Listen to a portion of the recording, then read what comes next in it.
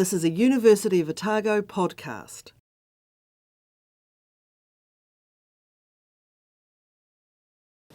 Inga mana, inga reo, inga tā wira pumanawa, ro rakatera ma, tena koto, tena tato katoa. Good evening, my name is Harlene Hain, and I have the great privilege of being the Vice Chancellor here at the University of Otago. On behalf of the University, I would like to warmly welcome all of you to this inaugural Professorial lecture for Poia Rewi. Now, these IPLs are a very special occasion because they provide us with a unique chance to take some time out of our very busy day and simply bask in the success and the scholarship of one of our own. I'd like to extend a particularly warm welcome to members of the wider community who are here with us this evening. And I know that members of Poia's family will be sitting here with an immense sense of pride in what he has achieved. In particular, I would like to acknowledge Poia's wife, Tangiwai, and her mum and dad who are here. Poia's aunt from Hamilton, who Poia lived with when he was in university. From Murapara, his mum and his two sisters and his uncle Pem have traveled here to be with us, and local members of the Tuhoi whānau and the Ngāti Whare whānau. Welcome to you all. But tonight is a special occasion for all of us. Becoming a professor at the University of Otago is never easy. It comes on the back of hard years of work and scholarship. In order to achieve promotion to professor at this university, an individual must exhibit excellence in teaching, in research, and in service to the university and the wider community. And certainly Poia is no exception to this rule. He has excelled across all three of these categories.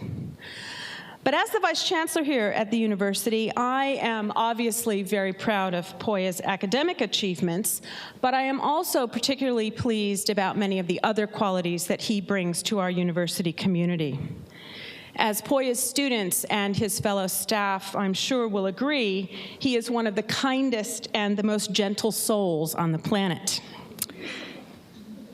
Now, the late, great American poet Maya Angelou once said, "People may not remember what you said, and people may not remember what you did, but they will always remember how you made them feel." So for me, Poia has always made me feel extremely supported, particularly at events of cultural significance. Now, not long after I became the Vice Chancellor here at the University of Otago, I was part of a very formal situation where I was representing the university. Many of the formal speeches were in Te Reo, and Poia quietly stepped behind me, put his hand on my shoulder, and whispered quite quietly in my ear the English translation of everything that was going on, allowing me to continue to be part of what was happening in the room. So Poia, on behalf of the university, I will never forget that, and I would like to warmly congratulate you on your very well-deserved promotion to professor. I will now call on the head of Tumu, Professor Michael Riley, to tell us just a little bit more about Poia's academic journey.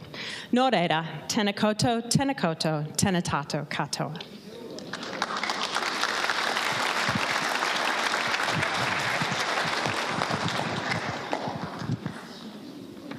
Tēnā koutou katoa. Professor Poia Rewi affiliates to Ngāti Manawa, Tūhoi, Te Arawa, Tūwhare Toa, Ngāti Whare and Te Whakatōhea. He made his first academic appearance as a particularly youthful-looking Waikato University student in a sequence of photographs in John Moorfield's Māori language textbook Te Kākano, first published in 1988. And subsequently he went on to become an academic in the Māori department at Waikato alongside John Moorfield and others, a department long renowned for the quality of its Māori language acquisition program. When Te Tumu's senior academic staff wanted to recruit a future leader for its Māori language team, they sought the advice of that great exponent of the Māori oral arts, Wharehuia Milroy at Waikato, who recommended Poia as someone he considered a future Māori studies leader. Poia arrived in Te Tumu in 2003 and soon after took up the reins of leading the Māori language team. He initiated various innovations, such as the use of wānanga, an intensive immersion-style learning situation, as an integral part of our language learning papers.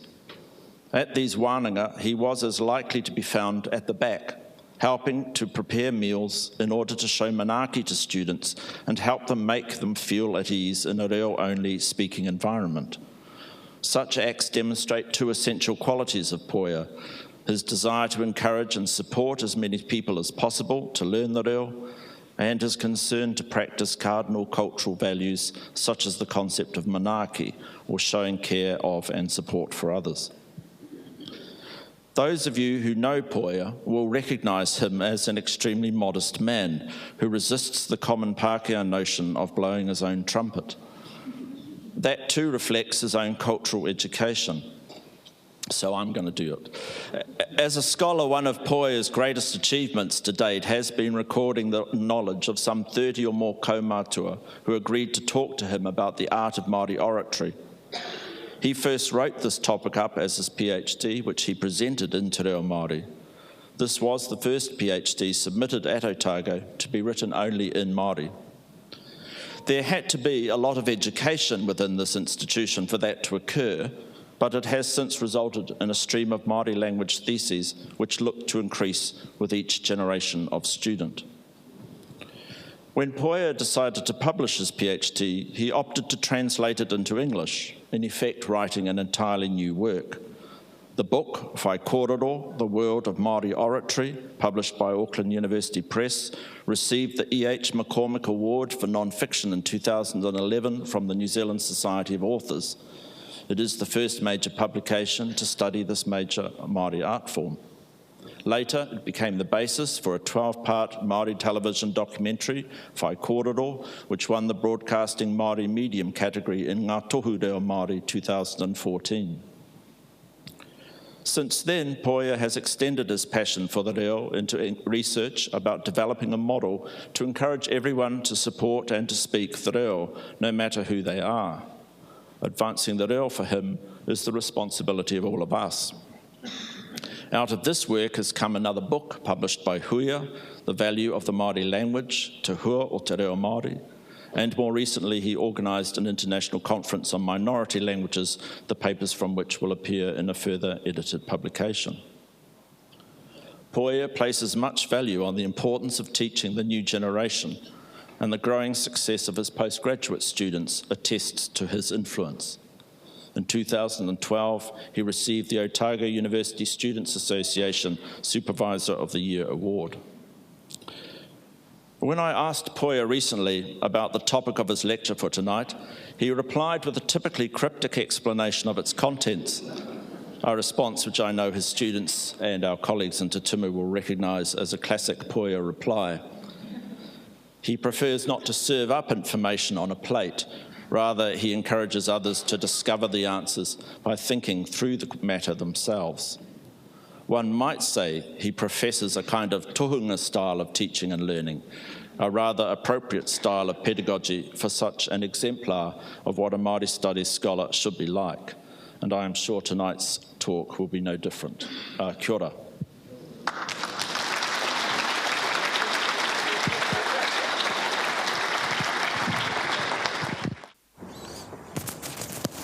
Kia ora tātou.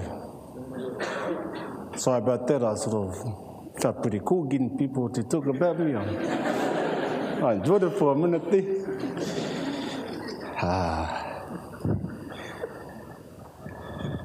Kei te pāpara, kuru. Tēnā koe, whakatutu ki te wāhi ki e nā mana ka runga ki a tātou i tēnei pō. Tēnā no ki koe. Te tai o pōtiki, ko tau me nā tai o putanori tui tēnei whare, tēnei te miki a koutou. Koe tēnei, he kanohi mo te iwi noho mai nei, ko no mai ki te mana ki a mātau mai waho i ngā tau tinini. Kaua i te wā kiau ingai no mua noa tu iau, tōku tua hine tērā, ngai rāmutu era, ko tai mai ki mua ki iau, ko tō iwi tēnei whena ko no mai te mana ki mai. Kāre e whakautu ki tēnā whakao, ka tahi i rungi te kura tō mā tēnā pāpārangi au.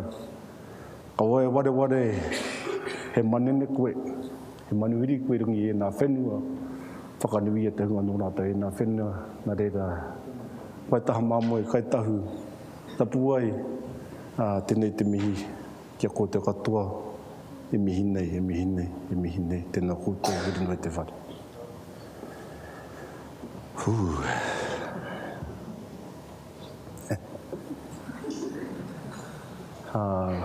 Kātahi rā te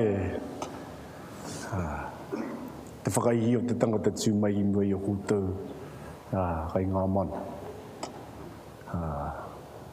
Pai ke pēr mena koutou ki konei, ko ki nā tūnga e noho nā koutou e tēnei wā, koe no. Ko toho mai e ngā kuranga tū konei, kone te wāhi mōku mo tēnei pō, ka mutu atu I kone.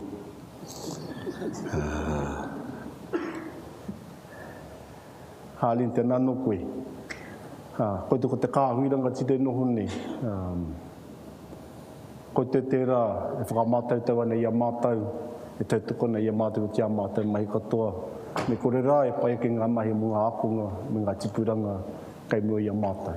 Nā reira, ke kia koutou, e tēnei o ngā pai, tēnei te mea te ngākau ki a koutou katoa, tēnā koutou, tēnā koutou, tēnā koutou katoa.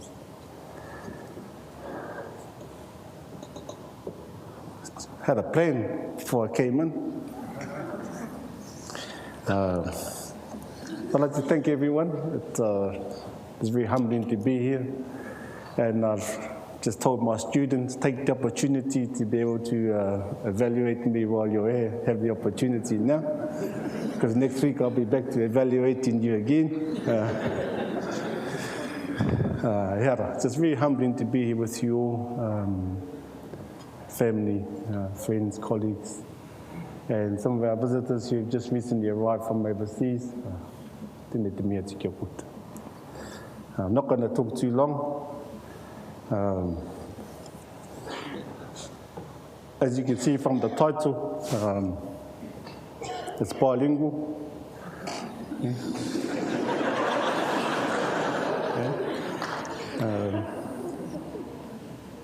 And I'll explain some of the artwork later on as we go through. Okay. So Hoka, Motivators of Time, they said I had to give the speech. I thought if I just don't respond to my email, they'll forget about it. And they went pretty well, and then 2 months later they said, don't forget, you've got to give a professorial lecture.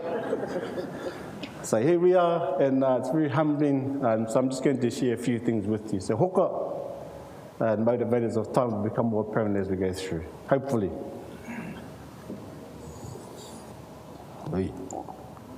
Okay, financially deprived, I'm going to cast back a few years now. Unstable home, broken family, low socioeconomic background, ethnically disadvantaged, low employment town, Murupara. Being the last born in the family, receiving all the leftovers.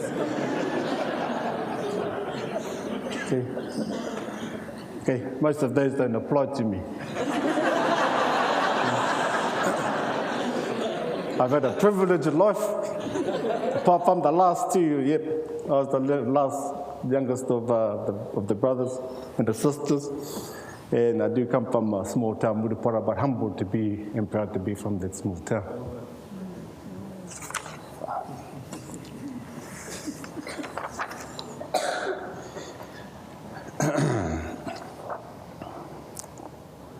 So there's a few characters we have there. You might know a few of them. So really, this is about my journey to Professor Land.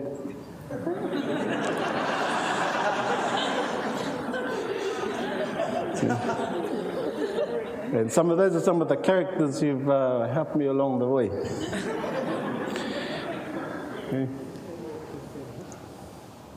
Okay, so Hoka is the punata kupu o te tai haerenga. Hoka is the word for journey. Okay. E te ngā karakia, e korana mo te hokai a ngā tipuna, the travels of our ancestors. And some of the karakia, there's tēnei au, tēnei te hoka nei taku tapu ai. So what's the journey been like to Professor Land? And part on the research, which I guess at the end of the day is what got me here and got us here.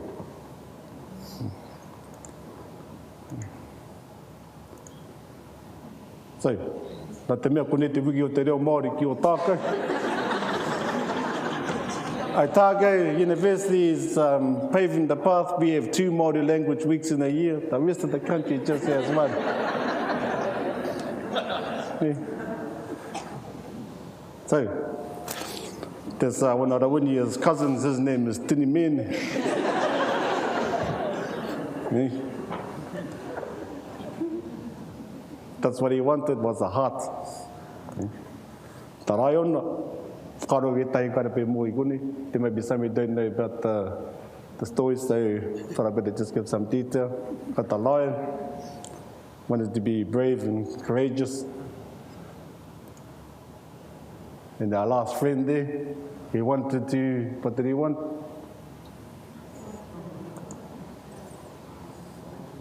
Okay, he wanted a brain. Okay, so these have been, when I thought about the pathway to this position, these are just some of those people who had those types of characteristics, not in the search for those, but in what they represented at the end of the journey.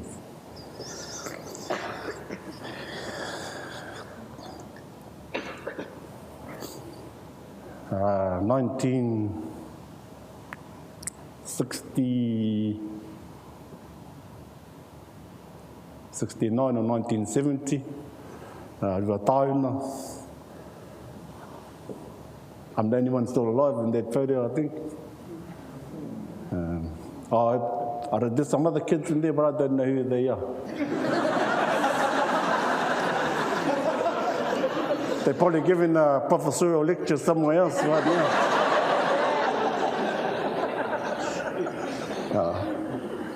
That's my thoughts with my grandfather. See the flash red and white jersey? Yeah. Okay, so that's the grandfather, grandmother. I was telling some of my students when I was young, sleep with them. First thing you heard in the morning was the karakia Korohata was just doing a couple of minutes ago. And you go to bed at night, that's the last thing you heard. You know? So for a young person growing up with that was, here we go again. Here we go again. You know?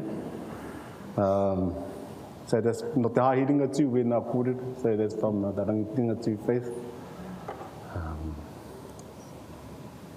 So Tin Man. Tini Mene. Ako kora na motana hi ki te manawa. Me wanted a heart, but I think that's talking about passion, empathy, sympathy, aroha.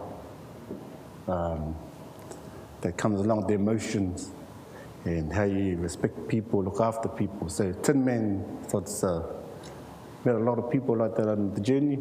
So there was preschool with the old people going to trekking around the country, going to marae, and that's all you did. You went to Mokarakia, slept at their feet. The nannies gave you some black ball lollies, and you come out and you go to the next marae.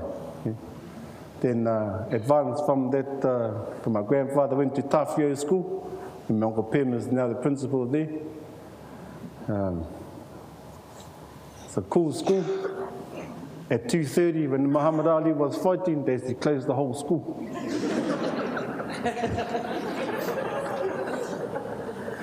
Yeah.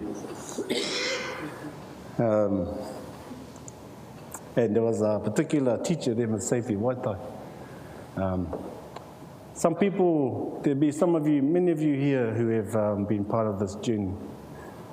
You may not get mentioned because you didn't send me a Christmas present last year. And some of you are close to me. I'll never ever tell you thank you or love you anyway. So these are just some people. There's just a few people out of many.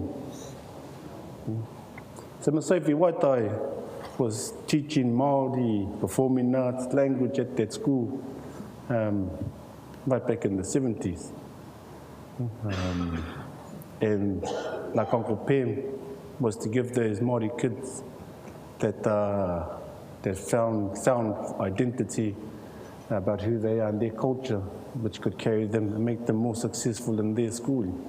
I couldn't get a photo of her for some reason. Yeah, probably because I left it a bit late to prepare the speech. But Māori language, that's right back in the 70s, right before the kura kaupapa and kura reorua, all of that, in the early 70s. That was that little part of that journey.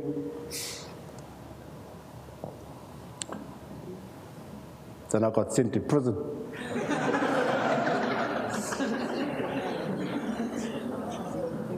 Well, that's what they called it. When I got there, they said, "Welcome to Colditz."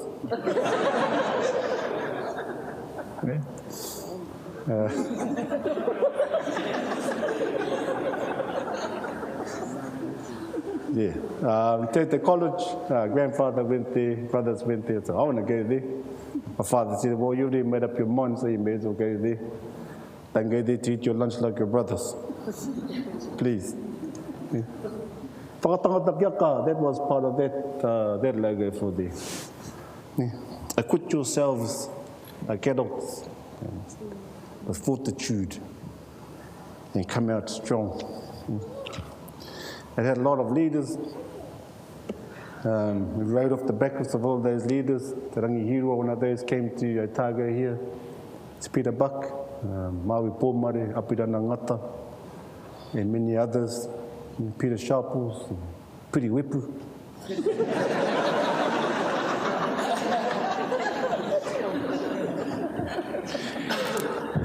But there are other people influential in my life there. There was Te Aorere Down, the principal, and Hiwi Tangaire, those families, many of those teachers there, all investing their skills, and young men, many of whom didn't want to be there in the first place. First night when I was at Taute, by 8 o'clock the next morning, one of our mates from Christchurch was back at his home in Christchurch. So we had all these devices.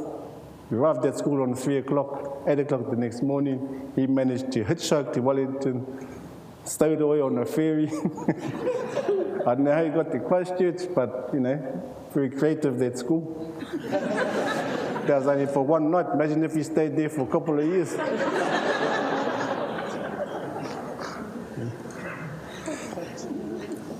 So that was 1980, 1981. Then as I said, I thought I was pretty smart then. Went home and told my father, I don't want to go to school anymore. I'm 14 years old, I know enough. And my father said, oh, that's okay, you can stay home. So, sun up to sunset, working all day. 2 weeks later, I thought, I don't think school's such a bad thing. I'll go back.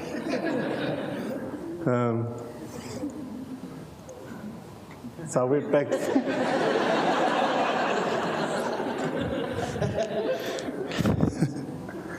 And if you do the maths, you know, the average student only does 4 to 5 years.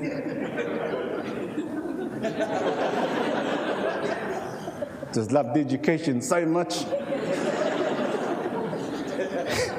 Thought, yep, I'll do 6 years. I haven't admitted this to anyone for a very long time.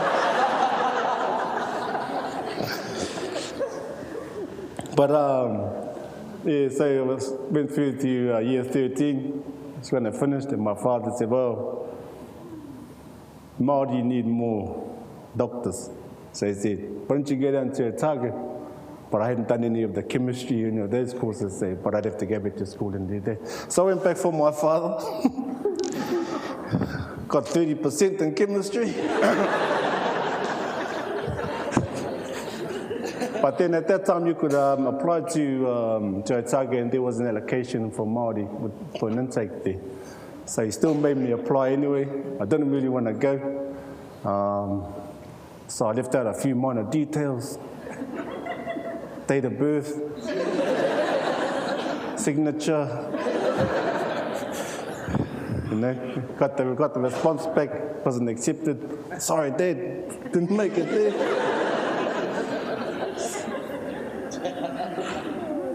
He's not alive now, so I'm happy to say that. And there were some people that at the college who were influential. One of them was this person here. I think I was a first student on the trust board for the school in its history. So when I left, he said these few things to me. It was sort of sat with me for many, many years, even to when I came to Otago. And I was like, man, this guy had all this faith in me that I was going to be a politician, and I was going to make so much positive change for Māori families and education. I thought, man, what a disappointment.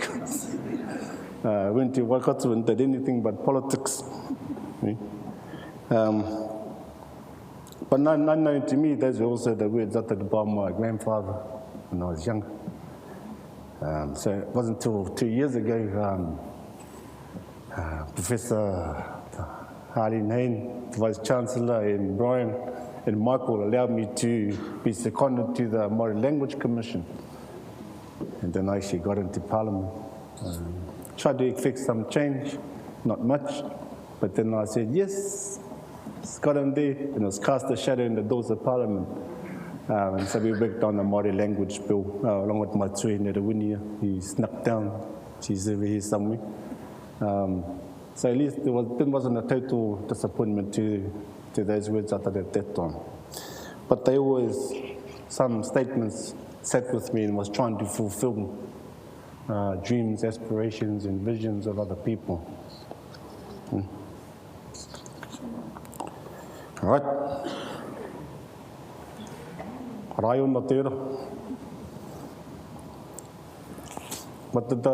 was the lion after? Want to be brave and courageous. And so what's that got to do with education? Educated people in Murupara at that time weren't cool. Okay? Education in Murupara was not cool. So you had to be pretty courageous to keep going back to school. But Murupara had many hard-working families, generations of hard-working families. And those are two codes that were presented. Be honest and work hard. Simple. Be honest, work hard. So education. Of course, I was still pretty young, but testy, so I tried to go sharing.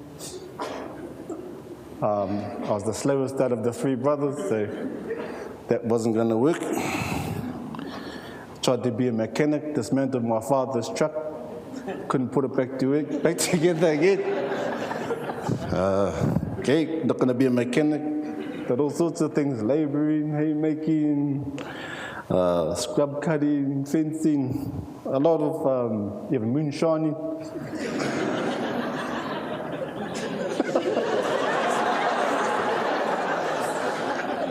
I didn't know it was illegal at the time, of course.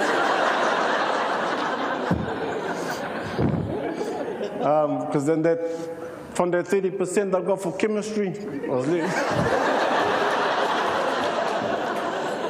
was learning how to make home brew. Okay.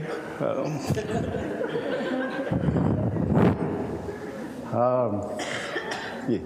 So, got a lot of pressure from whānau saying carry on. And it's the story you hear, I've heard for 13 years since being here at Otago. Those families coming through graduating at the Māori pre-graduation ceremonies, I'm the first in my family. I'm the first in my area. You know, that's 13 years ago. I've been hearing that, and I was going through this just a bit more than that, 20 years ago. But that tells you that, yes, we are getting better, but it's still an issue for us as Māori. So, haere tonu, carrying on, education.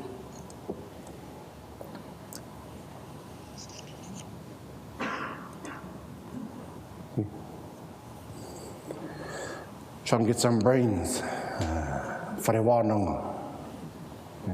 At that time, even in our two people, they were looking ahead who would be the ones to help us through the future challenges. Rewi,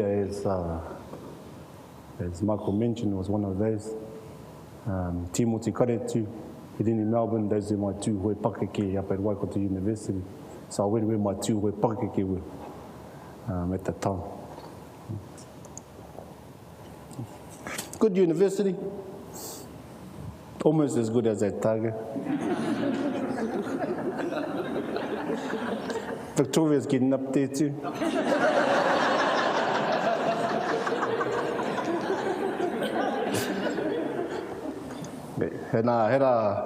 And Hideni, so I'm probably pulling up more people who aren't with us anymore.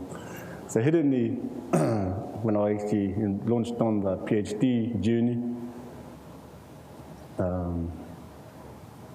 but prior to that I was going to be a lawyer, so I thought, because my brother said I liked arguing, so I should go and be a lawyer. And I had to really go through a lot of processes to be accepted into to do the law papers.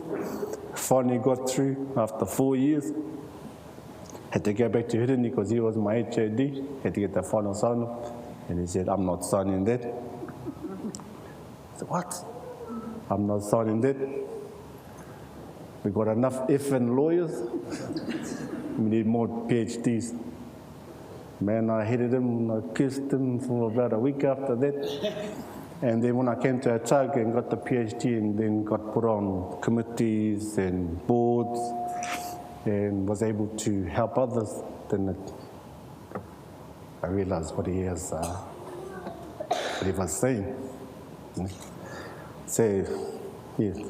So to my students, don't always understand what we tell you at the time. Might take 20 years before it actually unveils itself.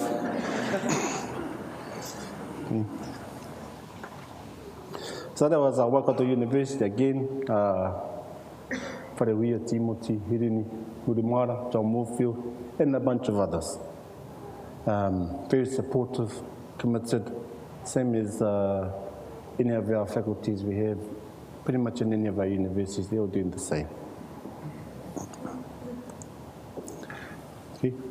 Then, as Michael said, had Professor Tanya Kai here at Otago, and John Moorfield come and asked if I'd come down. So I said, Tangma, do you want to go down to Otago?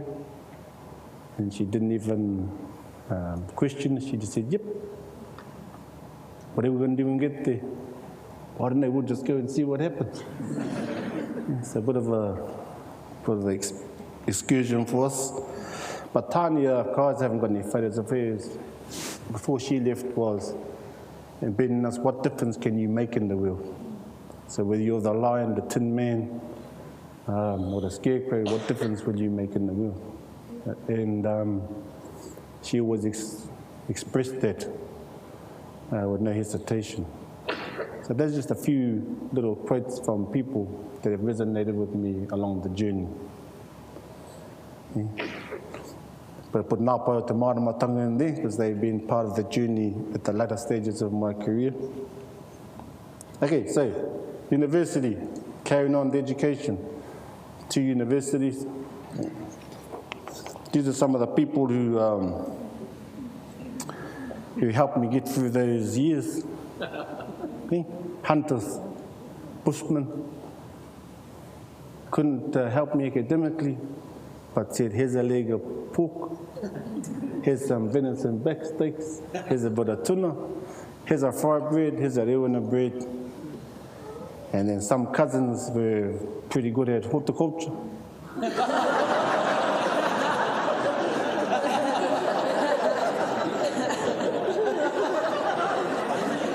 Lucky I didn't know what that stuff was. But there's your whānau who's saying, go there for us, cuz, you know, get murupara small, go there for us, you're there for us. And you have to carry all of those aspirations for all those people from all walks of life, you know. Not just from my pakeke who are educated and very of high standing, but from all of those, you know, family and the tribesmen and the Mongrel mob, Black Power, all of those whānau still look to individuals as to give them something to grab on to being proud of for a moment anyway. Okay? But these people in particular, every holiday was going hunting with them. And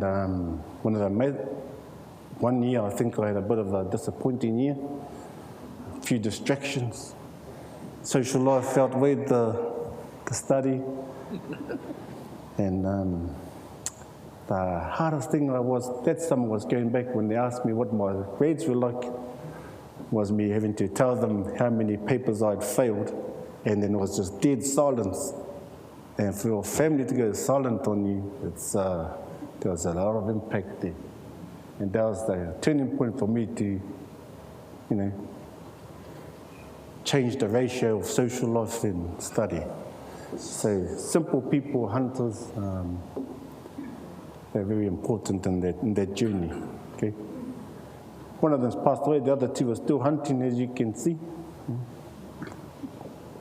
And still, 20 years later, still sending pork and puha down to Dunedin. Okay. So those are just some of the motivators. So Hoka is the journey, motivators, these are some of those motivators. Negative motivator, negative experience, failing, became a positive motivator. Okay, so that disappointment. Then to be courageous. All right. That's Sean the sheep on your left. That's when I was trying to be a shearer. And if those of you have been shearing in here, shearing one sheep was okay, fighting one sheep was okay, but when you're trying to fight 1,000 over a couple of weeks, the sheep get the better of you. And that's just one of the lessons I sort of learned in life from that was, be smarter, don't fight things that are individual, because there are thousands of individual things they're going to fight you, and if you fight all of them, you're going to burn out faster than they will let you. So be a bit smarter, and you'll survive. Okay? So, big lesson I got from shearing, apart from the sore back.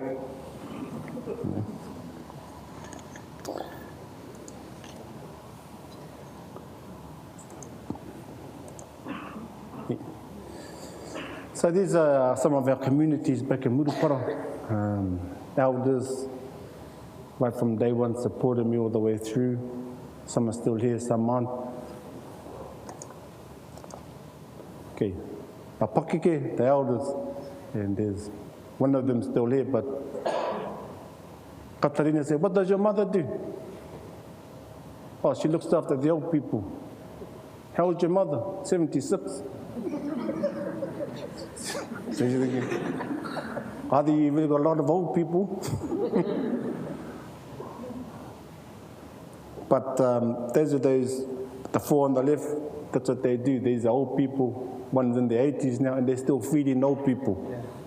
Okay? So there's never an end to the value of a person, no matter how small people might think. And those are the people that keep you humble. Never get too old to be able to lend a hand to labour.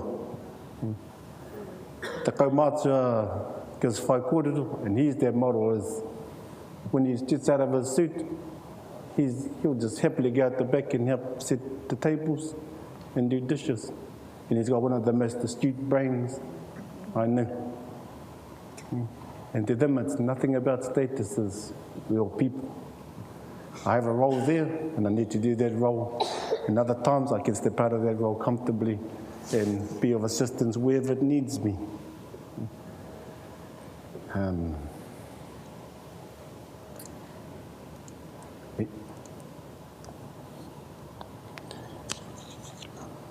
So, what these motivators here, Tin Man, Scarecrow, Ryan. Over the journey, Hoka, it's taking me 47 years to figure out, I think, finally realize what my purpose is on this planet. Okay.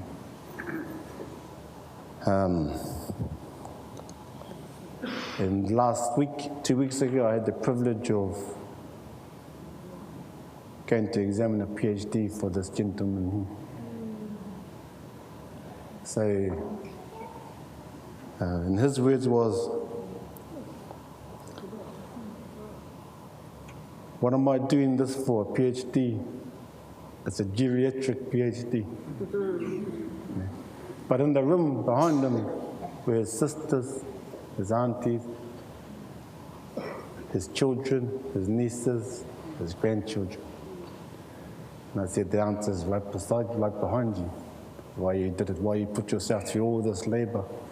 And that was one of the most moving experiences I've had for a very long time, was to be able to tell him that he was being awarded his doctoral degree at the University of Waikato. Yeah.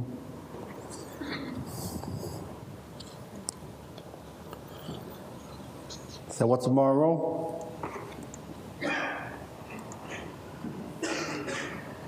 Apart from the language stuff that we work with, I think it's to help others get to what they want to do.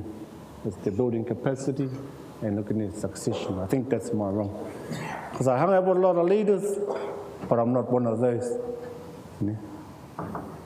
So along the way, I figured, okay, if I'm not one of those, then my job is to help others be leaders, to help others make better effect and effect positivity on the world. So it's taken me 47 years to realize that.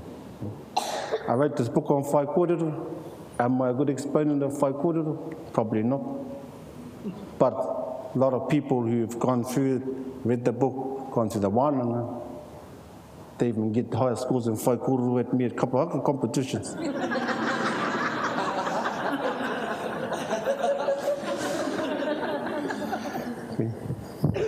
But that's cool. I'm cool with that. I said, I'll never be that, but if I can get people to be the best that they can be, then kora taku mai. Am I the best, most proficient person in te reo Māori? Ka. People go to te pane kiretanga. Man, they're pretty flash. And again, my students, they all gone through and graduated through te pane kiretanga. They're now teaching me. Never learn from that one is never learn the capacity, never lose the capacity to learn of others. Yeah. No matter how old or how many qualifications you may have, never lose the capacity to learn from others. In all walks of life. Yeah.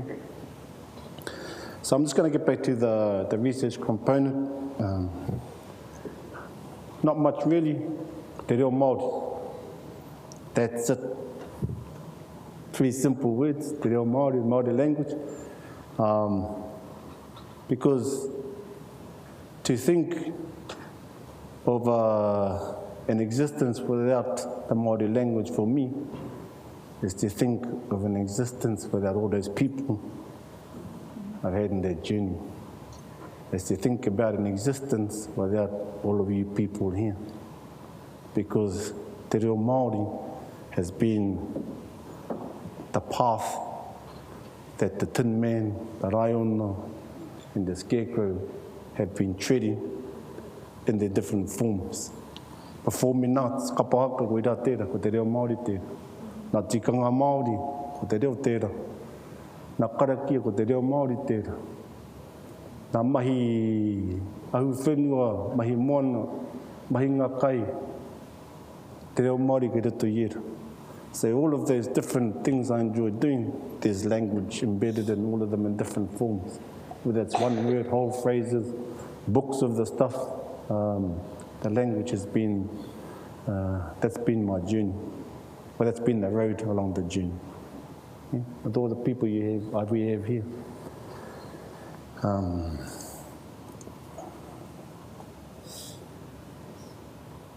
I know you know the quote about ko te reo te mauri o te mana Māori, te paitera.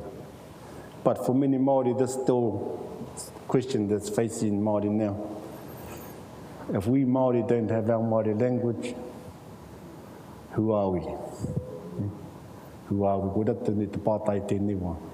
That's how many, no, not so long, 85, that's not so long ago, but it's still resonating strong for Māori now as they become less and less physically identifiable as Māori. What are the other two things? One, ko te reo tera, as Uncle Pim said last night, tūna hongi. But ko te reo Māori tērā. So language endangerment, trying to get too technical here. They become endangered when their growth and evolution and new environments and habitats gets blocked. Which is going to lead me to the model that Dr. Rewi Higgins, Professor Rewi Higgins, Deputy Vice Chancellor Rewi Higgins helped to develop. From a project we did a few years ago on the language, te kuraroa, taken from te Kōtis, one of his waiata, that he adapted, a treasure that needs to be everlasting, te kuraroa. So, when Rewi and I meet, te nunga te waka te koro Māori Māo. When I first came to Otago, I met a young, I think she was a teaching fellow at the time. Her first words to me were in Māori, so I just blatted in Māori too. And then she stood there while I blatted in Māori. And then a couple of days, a day later, I met her husband, who was a Māori language lecturer. But he greeted me in English, so I responded in English. And it took a couple of weeks before his partner, who I'd spoken Māori to, revealed that she wasn't actually proficient in Māori. So for the 2 weeks I'd kept speaking Māori to her, she wasn't the one I should have been speaking Māori to. But it was her husband who I'd speaking English to for the last 2 weeks. So that's that example. One of my sisters here grew up with our grandmother, didn't speak much English, and my sister, I don't know why, isn't fluent as in Māori. Okay? And Rawinia's mother, highly fluent in Māori, speaks to her in English. Okay? So when Rewi and I were looking at these different examples, who, when, and why do you speak Māori or not? We looked at this, we came to this model, just zipper right shifting is. When you become passive with the language, when you're a proficient speaker, or when you're active with the language if you're a proficient speaker. Okay? So, although this model was developed by us regarding how to increase the revitalization of the Māori language, it also, for me, is a model when I go back to all those people who help motivate you. So 0 refers to any person, any individual, any entity that is anti-progressive, oppositional, challenging, negative, hating, any of that stops you wanting to do anything. That's a 0 position. Okay? So if people resist the Māori language, don't think it has a place in New Zealand. Can you put your hands up, please? Okay, you're in the 0 position. And that's not a bad thing at the moment. It's a bad thing. If you're in a passive position, you allow the Māori language to have a place. You may not speak it, you may not use it, but you accept that it's able to be employed and applied if and where it can. Okay? And that's cool. The active users, okay, some of you are active users of it, and That's the high maintenance end. We think that's where the maintenance of the language will be. But when you look at the growth of the Māori language, it really looks at the zero end. Or any haters out there, thank you. If you've got any friends who are in the zero, please have a word with them. Want them to become passive. We want them to become passive and just let the language have a place in New Zealand in the first instance. Okay? So that's why we develop what we call it right shifting. If you aren't speaking it, you know it, we want to get you to speaking it more. Okay? If you're ahead of the language, we want you to just move out of there, just right shift. So this isn't an indictment on you at the moment or any of those types of people or processes, policy entities. It just gives a point that what we really want you to do is just start to right shift. Move a little bit. Okay? If you only speak Māori 50% of the time, go to 51%. Just move. That's the main, just move. But don't stagnate. Okay? So for you students, your homework's due next week. We just need to move out of the passive into the active. Okay? When Sean goes home and he doesn't cook the kai, we want him to move out of the passive into the active. Okay? And Tāwini hates cooking full stop, so we want you to just move out of the zero into the passive Tāwini. So that's all that the model looks at, just move. Okay? It moves, it doesn't, we don't care if you've got low proficiency, if you've got a high proficiency, but be receptive to supporting and giving a right shift in whatever you do. If that's language, then it's all good. Of course, right shift is good. And there's always a counter-argument to that. That's left shifting, which means the person who was an active user, and Uncle Pim talked about those 2 generations ago, active users became passive with the language. Okay? And why did they become passive? Because of the policies at the time. Okay? So they went from active to passive. Fortunately, they didn't go to the zero position. Okay? But if you look at something like me failing classes, right? So I went from actively doing my work to passively doing it. But then the failure turned it back into a right shift. Okay? So even the things we don't, the negative experiences we go through, those can right shift us. They can have benefits for us if we learn from them and apply them in another direction. Okay? So to our students, don't be too disappointed when you only get an A-. Okay, A- is cool. But use that to get your A.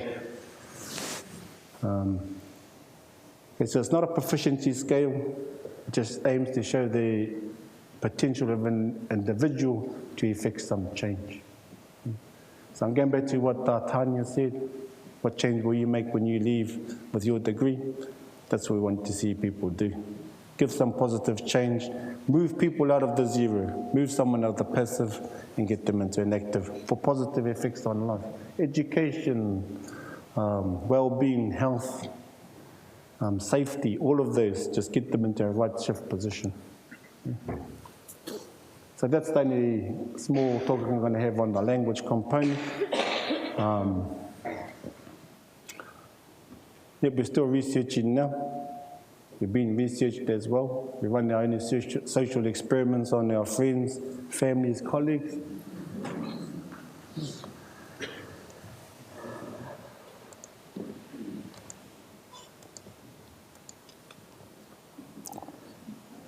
Just thought I'd better put something on the research just in case. Yeah. Okay. But we sort of think that if you're going to do anything around language revitalization, it needs to be two-pronged. You need maintenance and growth. Maintenance, Māori are going to do that just to maintain their credibility and their identity as Māori. But for greater growth, that calls on all of New Zealand to do that at some level. So really just moving out of New Zealand out of the zero position would have a great effect on the language, we think. I mean, last week, a language column couldn't be submitted to the newspapers in Māori. Okay? Simple thing like that. reporters. They were doing Māori language for Te Wiki o Te Reo Māori, did their greetings. Man, it would be amazing if they just carried on for the rest of the year. Only given a couple of phrases. Eh? But those few phrases, acknowledge them for that and try and get them to make that a bit more. 3 weeks becomes 6, 1 week becomes 2, 2 weeks becomes 3 weeks, and sometime in the very distant future, we'll have more population of Māori-speaking New Zealanders in the first instance. But Māori, again, you need to take a lead on that. Māori can also be left shifters. My Uncle Timothy, he's a left shifter. Right? If you get anything wrong, he lets you know it bang up between the eyes. Okay? He's a left shifter, but he's also a right shifter for the high proficient users, the high proficient people who want, those who acquire high proficiency in language. He's a massive right shifter for that cohort. Okay? So right shifters aren't always right shifters all the time. Left shifters aren't left shifters all the time, but then you come to the medium, where's the average position, as long as that's right shifting. Okay? So if you do regress on your language for a moment, that's okay. Take time out, but then take 2 steps forward. Okay?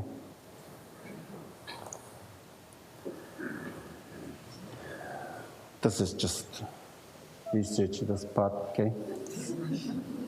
So the motivators, okay. In your own journeys, think about those people who have influenced you in your life, the paths you've taken.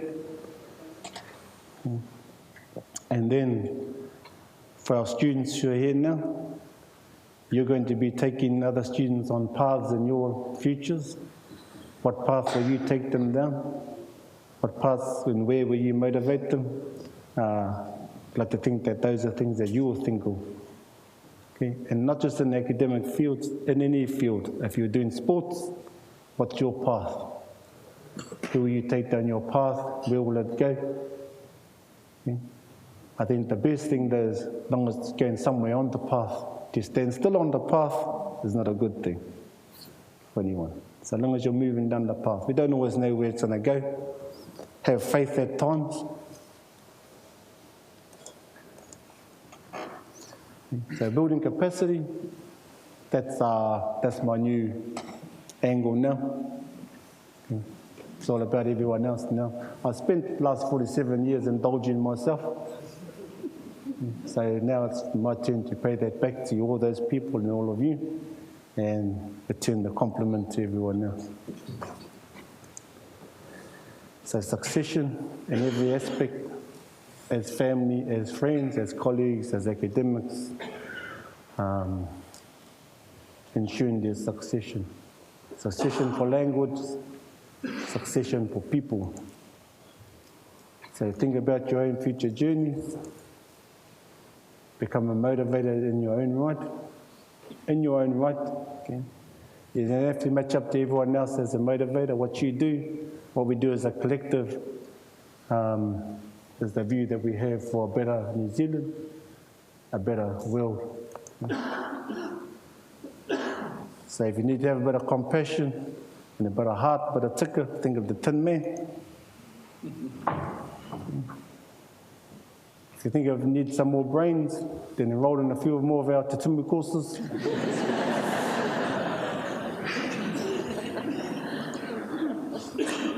And if you need courage and bravery, look to some of the people who are sitting right beside you right this evening, and some of those who are at home, lighting your fire and preparing your kai. So when you get home after a hard day at the office, you've got those family members there who will take you through to the end of your journey. So, all different types of motivations, they come out of all different spheres.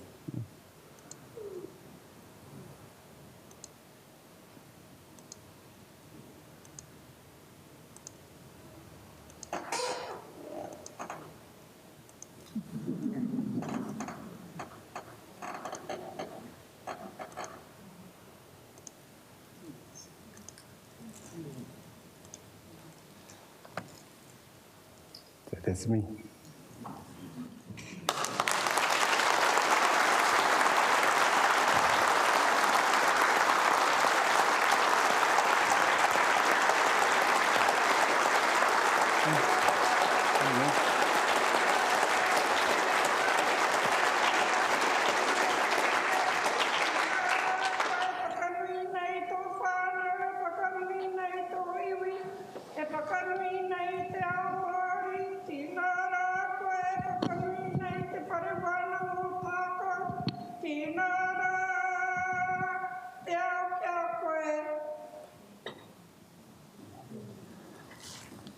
And I think they said that if you have any questions, just send them to the Tumu office.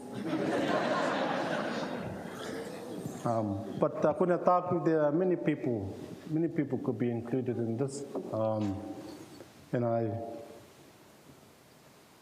many of you will be mentioned in other events, or have been mentioned in previous presentations. And the road will take us to a path when I can acknowledge others, and thank you all.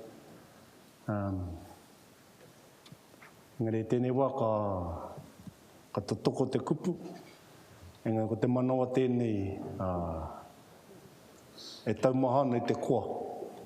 Te tūranga hākua kai roto rā, e pūoa wai pēr, e tae te tautoko ia koutou katoa, e te huinga, te minenga nei, koutou mai tawhiti, koutou mai tata, tēnei te mea te ngākau kia koutou katoa, kai aku rangatira, tēnā rawa koutou katoa.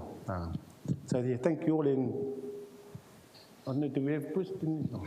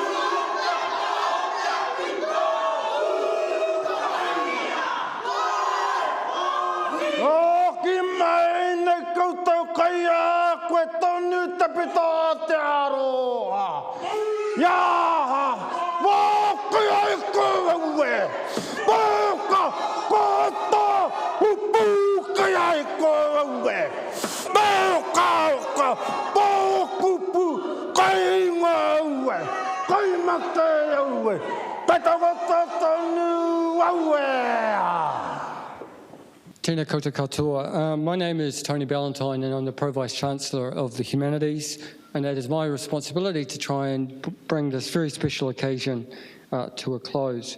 Poia has really given us an outstanding lecture, I think, this evening, and it has been a real pleasure for all of us to gather here to mark his promotion, to enjoy his story of his voyage to Professor Land, and to recognise his qualities as a researcher, a teacher, and a leader. I think the talk has really embodied the qualities that those of us who work with Poia really, really appreciate. His warmth, his engaged nature, and the way in which he can pose challenging questions in the most gentle and thoughtful manner. So it really has been a tremendous lecture. Now, we do have a small token that we're going to present with Poia, and I'll present him that in a moment. And after our proceedings come to a close, everyone is invited to join us in the staff club for some kai and a chance to talk some more. But I'd just like to give Poia this small gift. I believe he received a gift this morning as well, a bucket of birds, I understand.